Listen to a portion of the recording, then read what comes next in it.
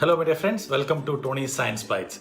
I would like to share an incident which happened in class a couple of days back. I was interacting with this group of students in my class and I was teaching them rectilinear motion in one dimension, motion in a straight line, those concepts, all right? I always encourage students to look at linkages of what we learn in class from the real life and then bring us examples. I spend about 5 minutes in every class discussing the inputs of students because that linkages of what we learn to the practical world is very, very important. So this is what one student brought in. I'm going to share the advertisement copy of Apollo tires. Here it is. Have a look at this.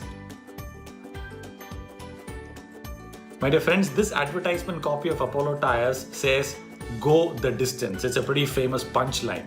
Now, so this smart cookie student of mine in the class, he comes up and says that, hey, this advertisement copy is wrong. This advertisement is wrong. So I say, how come? So everybody gets interested. So there is somebody who is challenging something that has been printed and published. So he says, it says go the distance, but then it is a straight line from the beginning to the end. So if it is a straight line from the beginning to the end, the advertisement should have actually said from the physics perspective, go the displacement.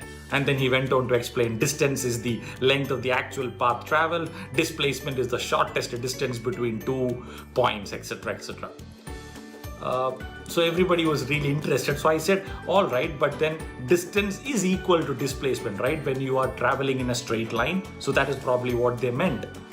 But then the smart cookie just would not give up. He said, that's incorrect in the context because you tell me one truck tire or one car which actually travels in an absolute straight line path. It always takes a curvy path. So therefore, they've got it absolutely right. In that sense, they've got it absolutely wrong. Now, I really could not argue anything more with this student. One thing I told the class that I am very sure about one thing. This student is never ever going to get a job as an advertisement copywriter in any ad agency in the world. Because if you're going to be so critical about advertisement copies, then you're not going to fit the job. But this student is going to do extremely well in any field that he moves into because he looks at details. If the student looks at details and enjoys looking at it, my dear friends, that is what science learning really gets you. You look at the details and then you enjoy the details and look at the science behind everything. And this, on a personal note, is what is really encouraging for me also to take classes because I need to be always on my toes because otherwise smart cookies like these will come up with statements like these and then I can be on the back foot. Perks of a teacher, if I may. Fantastic. Thanks a lot for joining me in Tony's Science Bytes. Bye-bye.